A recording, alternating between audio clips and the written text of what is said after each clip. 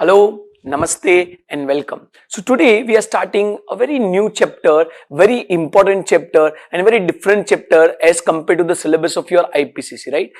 आज हम ना चैप्टर नंबर 9 स्टार्ट करने वाले हैं जो कि आपके पूरे इंटर के सिलेबस का सबसे लेंदी एंड एज वेल एज सबसे इंपॉर्टेंट चैप्टर, राइट? आपका जो चैप्टर नंबर 9 है वो 100 पेज का चैप्टर है और है ना बहुत बार स्टूडेंट और हर बार स्टूडेंट मुझे ये पूछते थे कि सर ये 100 पेज का चैप्टर कैसे करना, समझ में नहीं आता है, इसमें बहुत डिफिकल्टी आती है, इसको याद कैसे रखना है, इसमें क्या करना है ये पता नहीं चलता है, राइट? तो हमने यहाँ पे जीकेएससी में ये पूरा आपका जो 100 पेज का चैप्टर ना उसको 4 पेज के पीडीएफ में समराइज करके दिया है, राइट? और उसके तरह हर एक आइटम में क्या याद रखना है, कैसे याद रखना है और टेस्ट ऑफ डिटेल का जो पूरा कंसेप्ट है वो हम यहाँ पे डिस्कस करेंगे, right? So that's your chapter number 9 that we are starting today, that's a audit of items of financial statement. हम ऑडिट किसका करते हैं, हमारा ओपिनियन किसके ऊपर है? फाइनेंशियल स्टेटमेंट के ऊपर। फाइनेंशियल स्टेटमेंट में हम क्या देखते हैं? अलग अलग एलिमेंट्स, हर एक एलिमेंट में क्या होता है? आइटम्स, और वो हर एक आइटम को हम क्या करते हैं? चेक करते हैं, राइट? और वो आइटम्स को कैसे चेक करना ना उसका डिस्कशंस यहां पे आपको चैप्टर नंबर 9 में दिया है, राइट? अभी समझना उन आइटम्स के रिलेटेड असर्शंस है और वो जो असर्शंस है उसे हमें क्या करना होता है? वेरीफाई करना होता है, right? So let's dive into the chapter. अगर आप मॉड्यूल में आते हैं, if you come to the module, so आपका 9.2 से आपका ये बेसिक और इंट्रोडक्शन पार्ट शुरू हो रहा है और 9.2 में आप देखते हो तो सबसे पहले इन्होंने असर्शन के कंसेप्ट से शुरू किया है। तो आप यहां पे देख सकते हो असर्शन का डेफिनेशन है, right? So there is a definition of assertion. अभी है ना मैं अपने हिसाब से, मैं अपने तरीके से आपका ये पूरा जो चैप्टर है उसको 4 मेजर पार्ट में मैं डिवाइड करता हूं, right? I divide your chapter into 4 major part based on what is given into the module institute material, right? अगर आप इंस्टीट्यूट के मटेरियल में आते हो तो सबसे पहले कंसेप्ट में हम 9.2 टू 9.7 जो है वो आपका कंसेप्ट ऑफ असर्शन देखेंगे। हम क्या देखेंगे? असर्शन क्या है। सबसे पहले तो हमें ये समझना है कि असर्शन है क्या, right? So first question would be about the assertion और वो आपका 6 पेज का इंस्टीट्यूट के मटेरियल में है। इसके कुछ क्वेश्चंस भी हम डिस्कस करेंगे। अच्छा, उसके बाद आप आते हो तो 9.7 से 9.68, हाँ 9.7 से 9.68 मतलब ऑलमोस्ट 60 पेज भर के उन्होंने बैलेंस शीट आइटम, राइट, या तो captions of the balance sheet items दिया है। माने कि है ना उन्होंने there are 12 different items of the balance sheet, right? There are 12 different items of the balance sheet that they have discussed, right? मतलब है ना यहां पे लोग बोलते हैं कि इक्विटी को कैसे चेक करना है, रिसीवेबल को कैसे चेक करना है, पेएबल को कैसे चेक करना है, फिक्स एसेट को कैसे चेक करना है। So this fix asset, this equity, this inventory, these are all different captions of the balance sheet और हर एक आइटम के रिलेटेड असर्शन कौन से है, हर एक आइटम के रिलेटेड प्रोसीजर कौन सी है, ऑडिट प्रोसीजर कौन सी है, टेस्ट ऑफ डिटेल में क्या करने का वो हम डिस्कस करेंगे। बट इन वे आपको ध्यान में रखना है कि आपका पूरा सेकंड नंबर का जो पोर्शन है जिसको हम डिटेल में डिस्कस करेंगे that is 9.7 to 9.68, that's a balance sheet items. अच्छा, उसके बाद थर्ड फेज में हम जाएंगे तो थर्ड फेज में हम डिस्कस करेंगे 9.69 टू 9.89, राइट? 69 टू 89 ये पूरा आपका 20 पेज का पीएनएल आइटम है और यहां पे हम 5 आइटम्स के बारे में डिस्कस करेंगे, राइट? 5 आइटम्स के बारे में हम डिस्कस करेंगे। So we are going to talk about 5 different items of the financial statement. इसका मतलब अगर आप देखोगे ना तो आपके पूरे सिलेबस में कुल मिला के देयर आर 17 आइटम्स, हाँ, there are 17 items of the financial statement जिसको हम डिस्कस करने वाले, राइट? टोटल 17 आइटम है, राइट? और 17 आइटम का मिला के 89 पेजेस है जो हमें डिस्कस करना है, right? So with respect to that 17 items there are 89 pages that we are going to discuss. और फाइनली अगर आप इंस्टीट्यूट के मटेरियल में आते हो तो यहां पे आप देख सकते हो कि बेसिकली आपको है ना they have given the test questions and knowledge questions, right? तो यहां पे इन्होंने आपको सारे अलग अलग क्वेश्चंस दिए हैं। सो दैट्स वेयर हम डिस्कस करेंगे अप टू 100 पेज आपका सारा चीज। अच्छा, अगर ये 17 आइटम्स के बारे में थोड़ा डिस्कशन कर लेते हैं तो ये आपका ओवरऑल सिलेबस के बारे में मैंने आपको बताया। ये 17 आइटम्स के बारे में भी अगर हम थोड़ा डिस्कशन करते हैं तो आपको ध्यान रखना पड़ेगा कि these are all different items of the financial statement, right? ये हर एक आइटम जो है ना उसके तरह मल्टीपल असर्शन होंगे, राइट? हर एक आइटम के रेट क्या होंगे? मल्टीपल असर्शन, और फिर हर एक असर्शन को वेरीफाई करने की मल्टीपल प्रोसीजर्स होगी या तो मेथड्स होगी। So there will be multiple methods to verify each and every assertion, right? तो बेसिकली हम यहां पे डिस्कस करने वाले हैं कि ऑडिटर के तरह different items of the financial statement, हर एक आइटम के डिफरेंट असर्शंस और हर एक असर्शन को वेरीफाई करने की डिफरेंट मेथड्स। राइट अच्छा, मैं आपको समरी चार्ट बुक जो हमने बनाया है उसके बारे में थोड़ा डिस्कशन कर लूं तो बेसिकली इस चैप्टर के तरह आप यहां पे देख सकते हो कि मैंने ये पूरा जो चैप्टर है ना उसको 4 पेज में कंप्लीट कर दिया है, राइट। और आप यहां पे देख सकते हो जो फर्स्ट पार्ट है, the first part, this is your assertion part. यहां पे हम डिस्कस करेंगे असर्शन क्या है। ऊपर से मैंने यहां पे एग्जांपल, ये एग्जांपल जो है ना, this examples are like your past questions या तो आरटीपी क्वेश्चंस, राइट। तो बहुत बार है ना स्टूडेंट को ये कंफ्यूजन रहता है कि चैप्टर नंबर 9 की तरह क्वेश्चंस कैसे पूछते हैं, उसमें लिखना कितना, राइट। उसका क्यूएनए फॉर्मेट में मिल सकता है, क्यूएनए फॉर्मेट में with the points to remember with 4 page PDF हमने यहां पे बनाया है जो कि आपको हेल्पफुल होगा। और जो मैं आपको गारंटी देता हूं इतना इजी तरीके से आप कहीं पे भी इसको फाइंड आउट नहीं कर पाएंगे, राइट। अच्छा, आप यहां पे देखते हो बैलेंस शीट की सारी जो आइटम्स है, there are 17 items of the balance sheet और वो सारी आइटम्स को हमने एक पेज में कवर किया है, राइट। मैं एक्सपांडेड वर्जन भी आपको दिखाऊंगा और हम यहां पे डिटेल में डिस्कस करेंगे। तो दूसरा पूरा जो पेज है that is about the different items of the balance sheet. और आप यहां पे देख सकते हो 12 आइटम है, right, there are 11 different items with respect to the balance sheet, and then we move forward to the P&L item, then we move forward to the P&L item जहां पे हम 6 different items के बारे में discuss करेंगे, right. तो यहां पे आप देख सकते हो कि जो हमारा बैलेंस शीट है, बैलेंस शीट में basically they have 11 different items, so here we have 11 different items and PnL जो है हमारा वहां पे basically they have 6 different item, right. So in a way that become 17 item, in a way that become 17 item और 17 items को हमें यहां पे डिस्कस करना है। So that is your chapter number 9, introduction to chapter number 9। We will move to the first part and that's the concept of assertion. Thank you. Let's talk about the assertion. It is one of the very important aspect when we talk about the test of detail. और इस topic में मैं आपको chapter number 9 और chapter number 3 का reference भी समझाऊंगा कि how they are connected and very few people will able to tell you they how they are connected. देखो तो समझते हैं कि assertion क्या है। Let's understand first of all what is assertion. So it refers to the representation by the management. हाँ, कुछ representation है explicit or otherwise that are embodied मतलब included in the financial statement and used by the auditor to consider the different type of potential misstatement that may occur. 3 word से समझना, it's a representation by the management, embodied in the financial statement and considered by the auditor for the consideration of potential misstatement. मतलब समझना, मैं उल्टा पढ़ रहा हूं, auditor के तरह मिसस्टेटमेंट को जज करने के लिए, समझना, ऑडिटर के तरह मिसस्टेटमेंट को जज करने के लिए, कोई चीज मिसस्टेटमेंट है कि नहीं उसको जज करने के लिए जिन चीजों को मैं कंसीडर करता हूं और जिन चीजों को कंपनी ने रिप्रेजेंट किया है, मैनेजमेंट ने रिप्रेजेंट किया है, हाँ, वो मैनेजमेंट के द्वारा दिए गए रिप्रेजेंटेशन को जिसको मैं कंसीडर करता हूं मिसस्टेटमेंट को जज करने के लिए, इन रिप्रेजेंटेशन को टेक्निकल लैंग्वेज में हम क्या बोलेंगे? असर्शन। इसको हम टेक्निकल लैंग्वेज में क्या बोलेंगे? असर्शन। हाँ, अभी समझो, मैं आपको थोड़ा इसका है ना बैकग्राउंड अंडरस्टैंडिंग करवाता हूं, राइट। देखो मैं आपको बोलता हूं और चैप्टर नंबर 9 का भी थोड़ा रेफरेंस समझ लो। देखो मैं आपको बोलता हूं कि ऑडिटर के तरह आपको ओपिनियन देना है, you very well know you are supposed to issue an opinion, और मेरा ये जो ओपिनियन है that's a overall financial statement, that's a overall financial statement, या तो जिसको बोलते हैं as a financial statement as a whole. मैं पूरे फाइनेंशियल स्टेटमेंट के ऊपर क्या करता हूं? ओपिनियन देता हूं। मेरा ओपिनियन किसके ऊपर है? पूरे फाइनेंशियल स्टेटमेंट के ऊपर। लेकिन समझना, ये जो फाइनेंशियल स्टेटमेंट है, ये फाइनेंशियल स्टेटमेंट के तरह there are different different elements. तो समझना, every financial statement has different elements. हर एक फाइनेंशियल स्टेटमेंट में अलग अलग एलिमेंट्स होते हैं ना। Every financial statements have different elements. Like मैं बोलता हूं कि बैलेंस शीट है, पीएनएल है, सो सेक्शन 2 सबसेक्शन 40 है कंपनीज एक्ट का, जो बोलता है balance sheet is one of the element, P&L is another element, cash flow statement is another element, right? Notes to account is another element, या तो मैं बोलता हूँ changes in equity, this is another element. तो basically एक financial statement में 5 अलग अलग elements है, right? So every financial statement will have a different elements. समझना, मेरे साथ रहना, बड़ा इंपॉर्टेंट कंसेप्ट है और इसके ऊपर पूरा चैप्टर नंबर 9 डिपेंडेड है।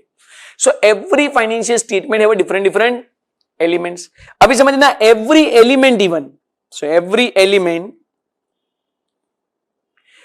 has different items, every element has different items, हर एक एलिमेंट में भी मल्टीपल आइटम्स है ना, has different items, so every element has a different items। क्या different items है? तो यहां पे मैं अगर से फॉर एग्जांपल हम बैलेंस शीट लेते हैं, नहीं तो बैलेंस शीट की तरह आप देख सकते हो कि एक बैलेंस शीट में भी इक्विटी होती है, बैलेंस शीट के अंदर आप देखो इक्विटी होता है, रिजर्व्स एंड सरप्लस होता है, फिक्स असेट्स होता है, या तो असेट्स होता है, या तो हम बोलते हैं रिसीवेबल होते हैं, है, या तो हम बोलते हैं कैश बैलेंस होता है, so there can be cash balance, cash and bank. तो ये जो कैश एंड बैंक है, ये जो रिसीवेबल है, ये जो फिक्स असेट है, ये जो रिजर्व सरप्लस है, इसको हम टेक्निकल लैंग्वेज में क्या बोलेंगे? We will call it as items of the financial statement. These are called as items of the financial statement. But अभी मेरे साथ रहना, नेक्स्ट टॉपिक में जा रहे हैं, मैं बोल रहा हूं कि every item of the financial statement, every item of the financial statement, every item of the financial statement assert something, represent something। हर एक फाइनेंशियल स्टेटमेंट कुछ रिप्रेजेंट करती है। Like for example let's talk about fix assets, like for example let's talk about fix assets. मैं बोलता हूं कि आप किसी कंपनी में जाते हो और उसकी बैलेंस शीट में लिखा हुआ है कि there is a 40 lakh rupees of fix asset. हाँ, मेरे को बताओ, ये सोच के बताओ कि जब आप किसी की बैलेंस शीट में 40 लाख की फिक्स असेट देखते हो तो क्या दिमाग में आता है? What comes to your mind when you look at the 40 lakh rupees of fix asset? हाँ, कोई बोलेगा कि सर उसका वैल्यू 40 लाख का है। सीधी बात है ना, उसका वैल्यू 40 लाख का है। तो आपका ये बोलना, सुनना, आपका ये बोलना कि उसका वैल्यूएशन, उसका वैल्यू 40 लाख है, that value 40 lakh is one assertion, that is one thing that has been represented by this 40 lakh, that is one assertion।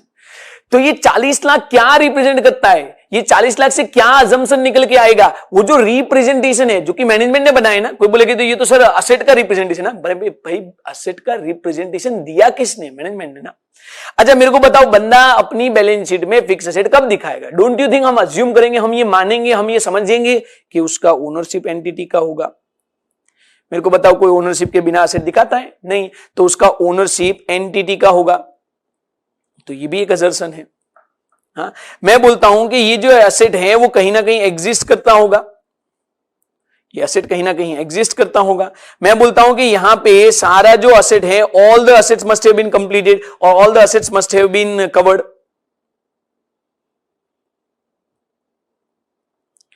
तो समझना, ये जो अलग अलग रिप्रेजेंटेशन निकल के आ रहे हैं, ये जो अलग अलग रिप्रेजेंटेशन निकल के आ रहे हैं कि फिक्स एसेट का वैल्यू इतना है, कि फिक्स एसेट का ओनरशिप कंपनी का है, कि फिक्स एसेट सच में कहीं पे एग्जिस्ट करता है, कि सारी फिक्स एसेट कवर हो गई है। These are all different representations, these are all different representation जिसको मुझे वेरीफाई करना है। हाँ, उन्होंने तो बोल दिया कि कंपनी का एसेट का वैल्यू 40 लाख, पर सच में है। उन्होंने तो बोल दिया कि कंपनी का एसेट का मालिकाना हक हमारे पास, पर सच में है। उन्होंने तो बोल दिया कि एसेट एग्जिस्ट करती है, पर सच में है।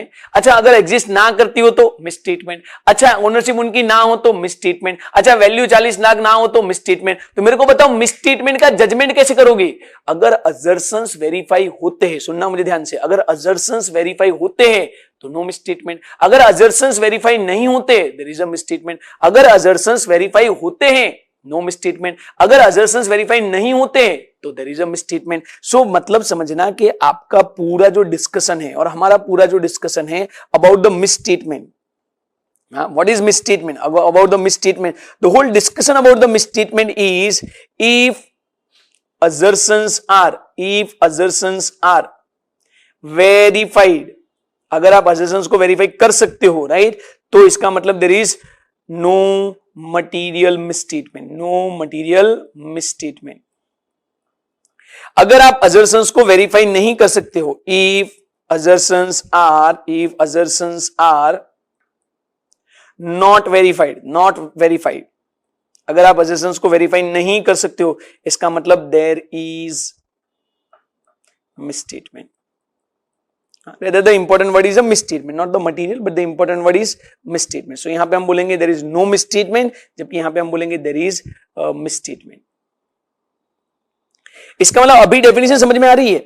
अभी डेफिनेशन समझ में आ रही है कि भाई ऑडिटर के तरह जिन चीजों को मैं मिसस्टेटमेंट के जजमेंट के लिए कंसीडर करूंगा, राइट, तो मिसस्टेटमेंट है कि नहीं है, उसका जजमेंट जो है वो किसके बेस पे आता है? असर्शन के बेस पे। असर्शन क्या है? Representation by the management. Explicit हो सकता है और अदरवाइज हो सकता है। एक्सप्लिसिट मतलब ऐसी चीजें जो दिख रही है, लाइक ओनरशिप तो उनका है, पता ही है, लेकिन अदरवाइज भी हो सकता है कुछ चीजें जो उन्होंने बताई नहीं, मैं अज्यूम करूंगा। लाइक मैं बोलता हूं कि यहां पे कंपनी ने कोई डिस्क्लोज नहीं किया है। अच्छा मेरे को बताओ, कंपनी की एसेट गिरवी पर रखी हो सकती है, चार्ज भी क्रिएट हो सकता है, लेकिन कंपनी ने नॉन डिस्क्लोजर है, नॉन डिस्क्लोजर है, तो हम क्या अज्यूम करेंगे कि भी चार्ज क्रिएट नहीं हुआ होगा। इसी को हम बोलते हैं नेगेटिव असर्शन। समझना, अजर्शंस पॉजिटिव हो सकते हैं, अजर्शंस नेगेटिव हो सकते हैं। पॉजिटिव अजर्शन का मतलब होता है कुछ चीजें होने के बारे में representation, assumption about something is there like ownership. But negative assertion का मतलब होता है assertion about something is not there like charge, company की असेट्स गिरवी रखी हुई नहीं है, आपका ये मान लेना कि कंपनी की असेट्स गिरवी नहीं है, उसको हम क्या बोलेंगे, नेगेटिव अजर्शन। अभी ये समझना कि हर एक आइटम ऑफ फाइनेंशियल स्टेटमेंट जो है ना वो कुछ ना कुछ अजर्ट करती है।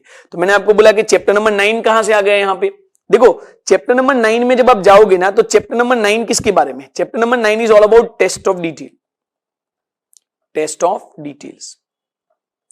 अरे ये टेस्ट ऑफ डिटेल का मतलब क्या होता है, टेस्ट ऑफ डिटेल का मतलब है the methods to verify the assertion, the methods to verify the assertions. मेरे को है ना हर एक असर्शन को वेरीफाई करना है और असर्शंस को वेरीफाई करने के लिए मैं कुछ मेथड्स यूज करूंगा, राइट।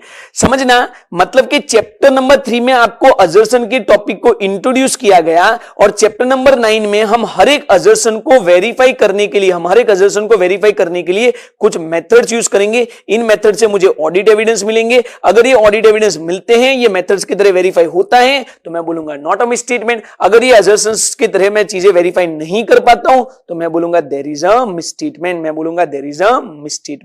तो यहां पे मैं मेथड्स यूज करूंगा, मेथड्स की तरह मुझे एविडेंस मिलेंगे और एविडेंस की तरह अगर वेरीफाई हो जाता है, तो मैं बोलूंगा not a material misstatement. Evidence की तरह वेरीफाई नहीं होता है तो मैं बोलूंगा मटीरियल मिसस्टेटमेंट। तो समझना चैप्टर नंबर 9 और 3 का रेफरेंस क्या है, हाँ चैप्टर नंबर 9 और 3 का रेफरेंस क्या है।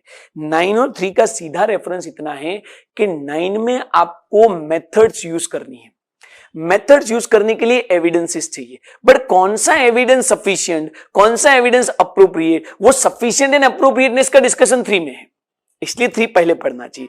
3 से आपको पता चलेगा कि ये चीज सफिशिएंट, ये चीज सफिशिएंट, ये चीज सफिशिएंट, फिर उन चीजों को यूज करके आप असर्शंस को वेरीफाई करो। अगर असर्शंस वेरीफाई होते हैं नॉट अ मटीरियल मिसस्टेटमेंट, अगर असर्शंस वेरीफाई नहीं होते there is a material misstatement. तो असर्शन को वेरीफाई करना और वेरीफाई करने के लिए मेथड यूज करना, that's a test of detail. और असर्शन वाला topic that's a part of SA 330। देखो तो बुक में चले जाते हैं और बुक की कुछ एक एग्जांपल पढ़ लेते हैं। अच्छा, फर्दर ये जो असर्शन है उसको हम 3 मेजर पार्ट में डिवाइड करते हैं। फर्दर ये जो असर्शन है, देखो इंस्टीट्यूट ने आपका काम इजी कर लिया है। इंस्टीट्यूट ने क्या किया है कि जितने भी असर्शन है ना, ये रिप्रेजेंटेशन है, उसको मैंने आपको बार बार बोला है कि ये 3 मेजर पार्ट में हम डिवाइड करते हैं, account balance, class of transaction and disclosure. समझना, account balance is nothing but a balance sheet items. Account balance is nothing, यहां पे याद रखना या तो लिख लेना कहीं पे, it's a balance sheet item. Class of transaction is nothing but a PNL item. Profit and loss की जितने भी आइटम्स है इसको हम क्या बोलेंगे, क्लास ऑफ ट्रांजेक्शन, राइट। तो बेसिकली आप देखिए इंस्टीट्यूट ने आपको ये सारे जो असर्शन है, आगे की लाइन में मैं आपको पढ़ के भी दिखाता हूं, देखो क्या लिखा है। The assertion used by the auditor to consider the different types of material misstatement that may fall into the following 3 categories. So assertions are further divided into 3 parts. What are the 3 parts? First, class of transaction के assertion. तो class of transaction का मतलब क्या हुआ, P&L items. दूसरा है account balance, इसका मतलब क्या हुआ, balance sheet items. Right, so that's account balance. और इंस्टीट्यूट ने सबके कॉमन असर्शंस भी दे दिए हैं, occurrence, completeness, accuracy, cut off, classification, यहाँ पे लिखा है existence, right and obligation, completeness, valuation. तो चलो डिस्कस करते हैं एक एक चीज। सबसे पहला लिखा है assertion about the class of transaction event that the prior period under audit और events for the period under audit. Occurrence, occurrence का सिंपल मतलब क्या है, it pertains to the entity. आपका ये चेक करना, कंपनी ने बोला हमारे यहाँ पे 40 लाख का सेल हुआ, तो मैं सेल्स के इनवॉइस चेक करूंगा। इनवॉइस की तरह मैं देखूंगा कि ये जो सेल्स है वो कंपनी के नाम का है, whether it pertains to the entity, माने occurrence. Second, completeness, all the transaction and events have been recorded, मतलब कि सब कुछ कवर हो गया, कुछ रह नहीं गया। मैं बोलूं एक सेल्स का ट्रांजेक्शन रह गया था, इसका मतलब कंप्लीटनेस नहीं है। तीसरा, accuracy, it's about the amount. मैं बोलूं 40,000 का सेल 60,000 में इंक्लूड किया, एक्यूरेसी नहीं है। मैं बोलूं 40,000 का एक सेल ही नहीं इंक्लूड किया, मैं बोलूं कंप्लीटनेस नहीं है। So the accuracy is about the amount. चौथा है कट ऑफ, इसका मतलब होता है कि करेक्ट अकाउंटिंग पीरियड, मतलब कि इसका पीरियड सही है, राइट, सारे ट्रांजेक्शन सही पीरियड में इंक्लूड किए गए हैं। Then the classification, the transaction event have been recorded in the proper accounts. इसका मतलब समझना, एक्चुअली जब मैं आपको टेस्ट ऑफ डिटेल में लेके जाऊंगा ना, तो टेस्ट ऑफ डिटेल में आपको सिर्फ 2 बातें करनी है। क्या, टेस्ट ऑफ डिटेल और ये चैप्टर नंबर 9 है, चैप्टर नंबर 9 में इन्होंने क्या बोला है, चैप्टर नंबर 9 में इन्होंने बोला है audit of items of financial statement, audit of items of financial statement.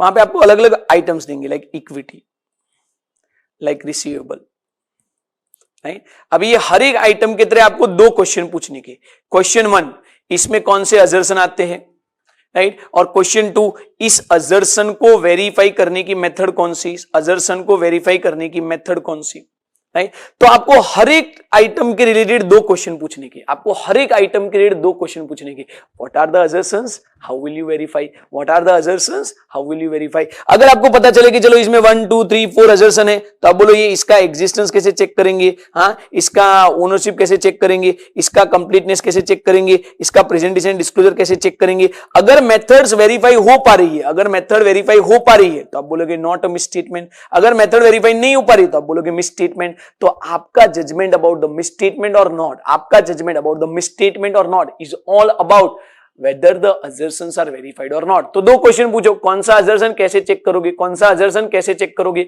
अच्छा, अच्छी बात यह है कि कौन सा असर्शन, क्वेश्चन 1, अच्छी बात यह है कि कौन सा असर्शन, क्वेश्चन नंबर 1 इंस्टीट्यूट ने आपको कॉमन पॉइंट्स दे दिए।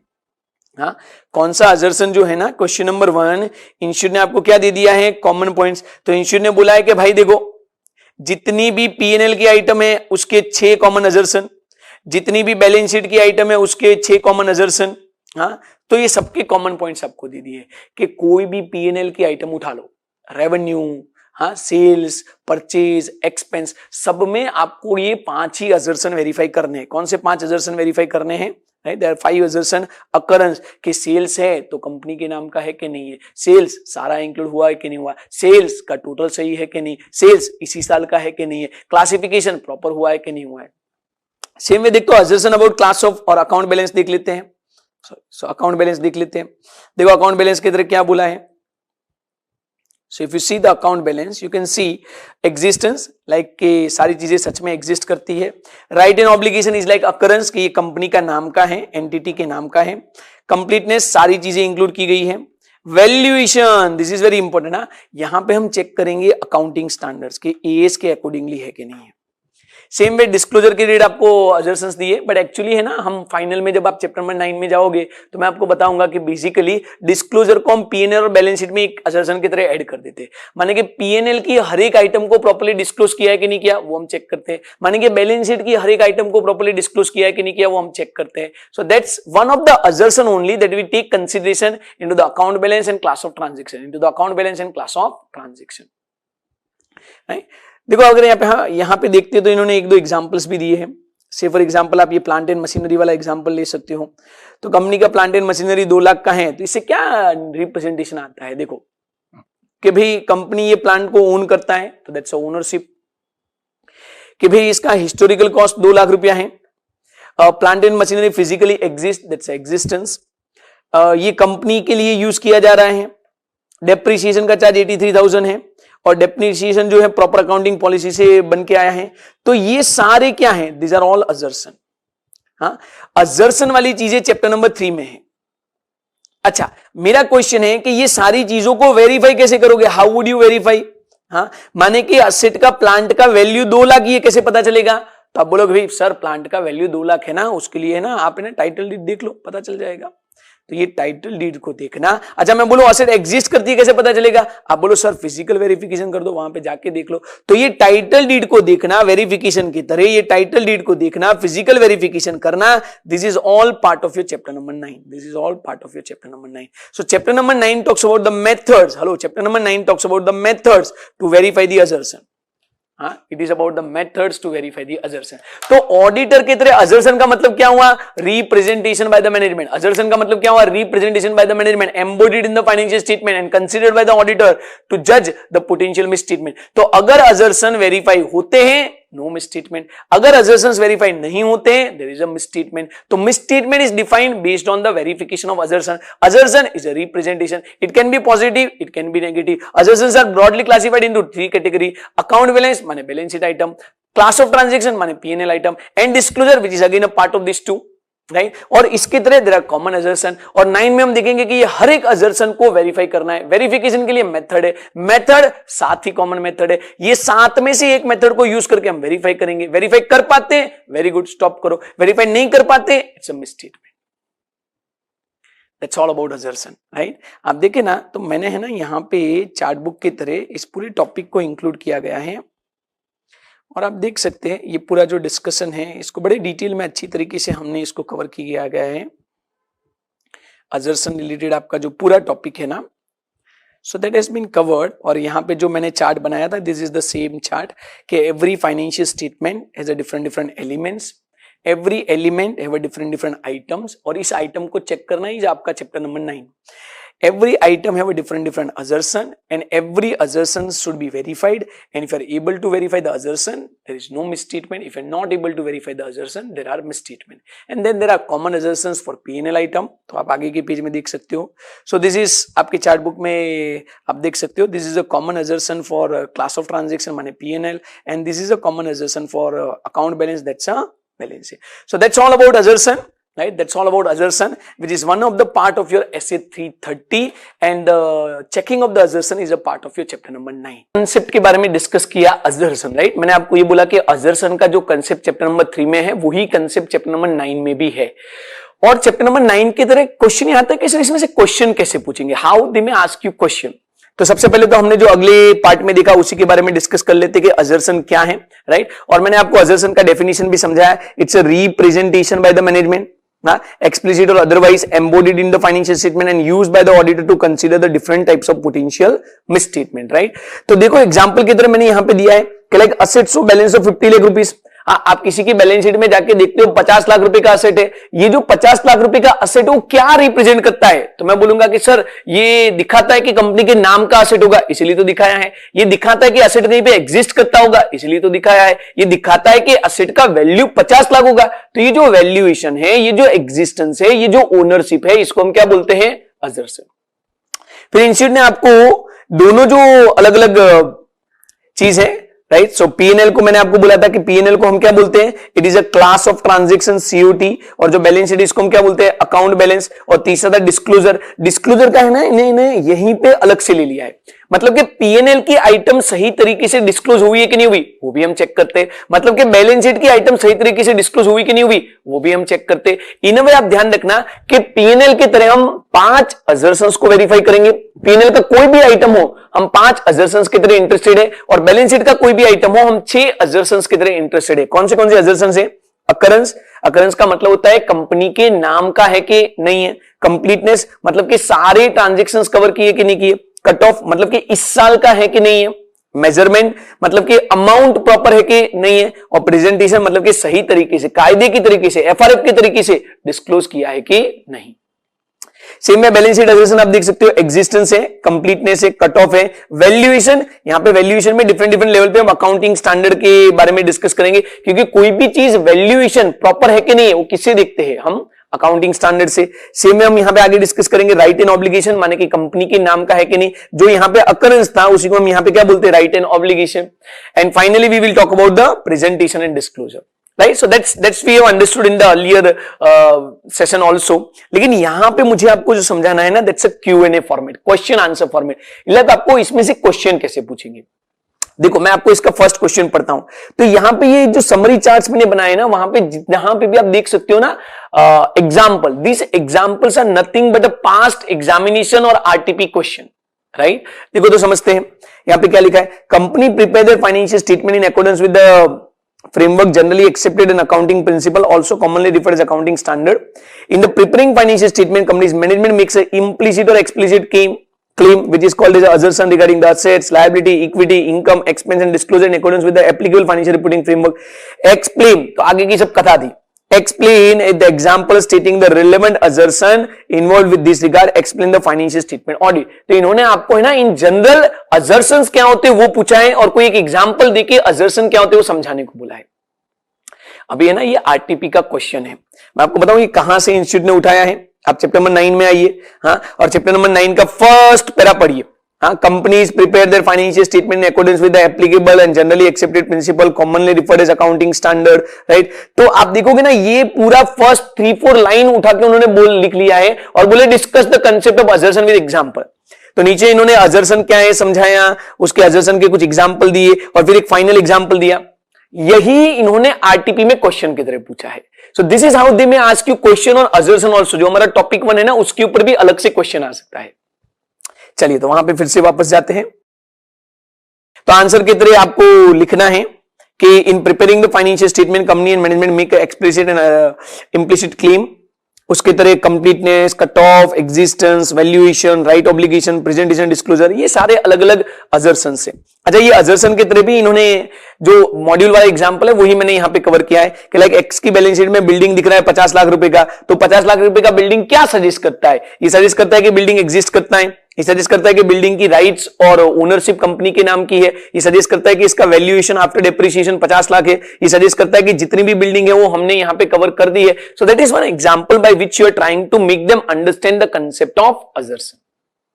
Now understand, this is one way of asking the concept number 1. What is your concept number 1? The assertion. Right? This is one way of asking the concept number 1. वो लोग आपको अलग से दूसरा question कैसे पूछ सकते हैं कि बैलेंस शीट के कौन से असर्शन होते हैं? तो 6 असर्शन। वो लोग आपको अलग से पूछ सकते हैं कि पीएनएल के कौन से असर्शन हो सकते हैं? तो 5 असर्शन। वो लोग आपको जनरल क्वेश्चन पूछ सकते हैं कि असर्शन के कौन से होते हैं, एग्जांपल देके समझाओ, तो ये वाला क्वेश्चन। अच्छा, एक और एग्जांपल समझते हैं, क्वेश्चन नंबर 2 समझते हैं। और देखो, ये मई 18 में पूछा हुआ है। पहली बार जब इंटर का सिलेबस इंट्रोड्यूस किया गया, उसके तरह ये एग्जांपल पूछा। उन्होंने क्या पूछा था? Name the assertions for the following audit procedure. देखो, वैसे है ना, हम जितनी भी असर्शंस है ना उसके लिए ऑडिट प्रोसीजर करते हैं, माने कि मेथड्स यूज करते हैं। हाँ, इन्होंने क्या किया, आपको मेथड दी और आपको पूछा है कि भी असर्शन का नाम दो, कि ये मेथड कौन से असर्शन को वेरीफाई करने के लिए करते, ये मेथड कौन से असर्शन को वेरीफाई करने के लिए करते। तो ऐसे आपको करेक्ट, इनकरेक्ट और एमसीक्यू क्वेश्चन भी आ सकते हैं। लाइक जैसे एग्जांपल की तरह पढ़ते हैं, देखो क्या लिखा है, ईयर एंड इन्वेंट्री वेरिफिकेशन। आप ईयर के एंड में इन्वेंट्री को वेरीफाई करने जाते हो। मेरे को बताओ, इन्वेंट्री वेरीफाई करने क्यों जाते हो, क्या देखने जाते हो? तो जनरली है ना, हम इन्वेंट्री वेरीफाई करने इसलिए जाते हैं ताकि हम देख सके basically the existence of the inventory. Inventory सच में एग्जिस्ट करती है कि नहीं है, वो देखने के लिए हम वेरिफिकेशन करने जाते हैं। तो which assertion do we want to verify? Existence. अच्छा, दूसरे में लिखा है depreciation has been properly provided on all the asset. Depreciation, right, इसका मतलब किसकी बात चल रही है? वैल्यूएशन। राइट। तीसरा आपको पूछा है टाइटल डीड। टाइटल डीड माने के ओनरशिप, राइट। तो यहां पे हम तीसरे में बात कर रहे हैं ओनरशिप के बारे में। चौथा आपको पूछा all the liabilities are properly recorded in the financial statement. जब आप बोलते हो all the liabilities, all the liabilities का मतलब होता है कंप्लीटनेस, राइट। और प्रॉपर्ली रिकॉर्डेड तो आप डिस्क्लोजर के बारे में भी डिस्कस कर सकते हो। And related party transaction are shown properly. Shown properly का मतलब क्या होता है? डिस्क्लोजर। तो आपको सिर्फ एक एक लाइन में असर्शन का नाम देना है, 5 मार्क ले जाने थे, राइट। मई 18 का क्वेश्चन, एक एक लाइन में असर्शन का नाम देना है, 5 मार्क ले जाना है। So there can be 3 kinds of question with respect to the topic 1 concept 1। There can be 3 kinds of question with respect to the topic 1 concept 1। They will ask you the simple question on assertion about the balance sheet item, assertion about the class of transaction। तो उनके common assertion आपको लिखने हैं। दूसरा, वो लोग आपको ऐसा assertion का एग्जांपल देके समझाने को बोले। और तीसरा, वो लोग आपको कुछ प्रोसीजर देके उन प्रोसीजर में कौन से assertion है, ऐसा करेक्ट इनकरेक्ट, ऐसा थियोरेटिकल क्वेश्चन पूछने का ट्राई करे, राइट। इन अ वे आपको assertion का कंसेप्ट बड़ा अच्छी तरीके से याद रखना है। It's a representation by the management used by the auditor to जज what is misstatement and what is not misstatement, right? So that's the first topic completed. That's a topic 1. That's about the concept of assertion. Thank you.